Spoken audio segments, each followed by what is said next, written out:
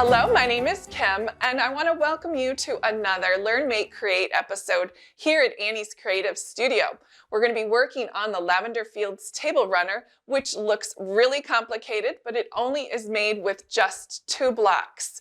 We have 2 methods to showcase today: flip and sew corners and half square triangles. So stay tuned. I think you're really going to enjoy this one.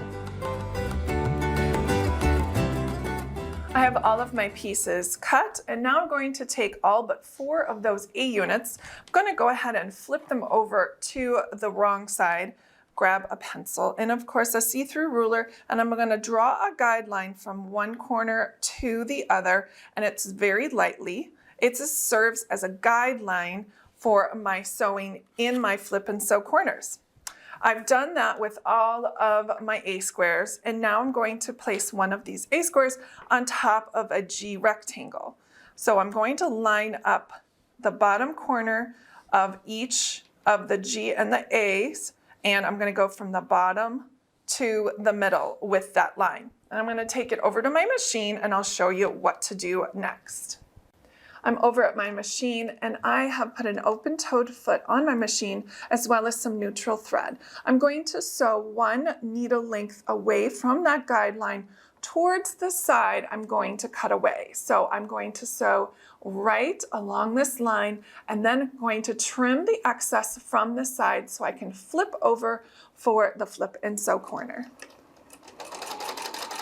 I've trimmed away the excess 1/4 of an inch away from my sewing line, and I've pressed towards the darker fabric, and I do have my A and G unit almost ready to go. Just one more flip and sew corner. Grabbed another one of my A squares, and I'm going to sew again 1 needle length away from this line, making sure that I've lined this one up from the corner to the middle, and I'm going to go ahead and sew, cut, and flip with a press, and then I'll have a lot of AG units all ready to go. Moving on to our next step, which is the half square triangles. I've gone ahead and drawn the line using the same technique with the pencil and the straight edge on the back side of my C squares. Now, we won't be sewing right on this guideline. We're actually going to be sewing 1/4 of an inch off on one side and 1/4 of an inch off the other, and then splitting the 2 in half to create 2 half square triangles. Now, don't forget, once you get that finished, you're going to press towards the dark, and you'll have 2 complete C and K units to work with in our blocks A's and B's. I have my M, D, and I units right here, and if you look at the pattern on figure 3, you'll notice that there are some arrows. That just indicates that you'll want to attach your M and your D unit together at 1/4 of an inch. Of course, you'll press towards the darker fabric and then go ahead and add your I piece. So you'll need to make 16 of those. Then you'll repeat the process with this next unit. You've got the J, the D, and the L, and you just do it in the same manner. Attach J and D together, add your L piece, and again, you'll make 16 of those units as well. Once you've got that done, it's time to start assembling our blocks. I've finished all of my units, and I'm ready to assemble block A. I've gone ahead and started placing some things down, but I wanted to show you one thing. If you notice this extra little bit of fabric from your seam allowance, that's just fine, but I do suggest that you do take a little bit of time and snip those off. Those are called dog ears. If we snip those off, we have less bulk when it comes to putting our block together. It really just helps out quite a bit. So once you've started doing that, you can go ahead and place your blocks down. Just pretend I finished out those dog ears there, and then just follow the figure in your pattern to get the placement correct. It's a little bit tricky. You just have to do a little bit of concentration, and you'll get it all organized. Once you've done that, you want to make 3 blocks total. I have 2 right here that I can show you. This is what they'll look like finished.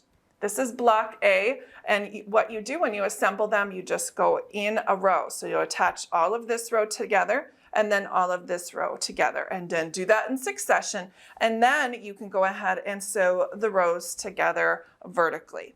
You can do that for block A, and you can also do that for block B, which I have finished right here as well. This principle is just the same, even though you've got some of these vertical blocks. You just sew these together here, and then you can sew this row together along with this row and this row. Now we're ready to go ahead and assemble our middle section of our table runner. I have my block B's and my block A's all ready to go. So what you're going to do when you have placement is make sure that the block A's are in the middle. You want 3 in succession, and you want to make sure that you do have this point here. So if you turn it this way, it won't line up. So make sure they're all turned the same orientation. So you should have under and over every other color. Then, once you get the middle section, all 3 of those taken care of, you'll flank those on either end with your block B's. Once you have that all assembled, it'll be time for our borders.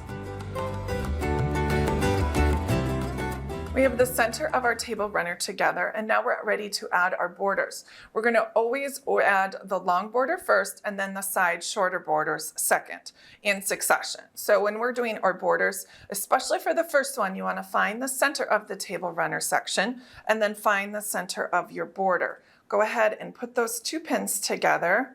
That way, if there is any overages or underages in the center of the table runner, it is spread out throughout and not just bunched on one end.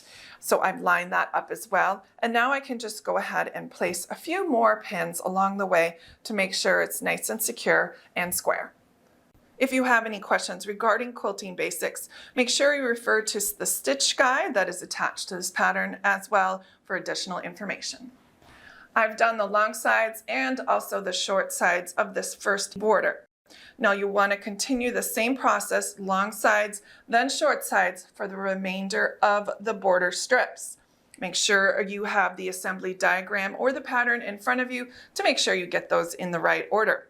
Once you have all the borders on, make sure you layer, quilt, and then you can bind to finish your beautiful table runner.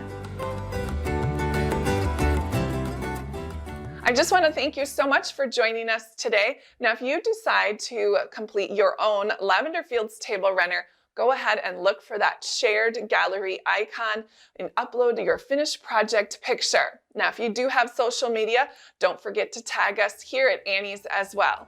Until next time, happy sewing!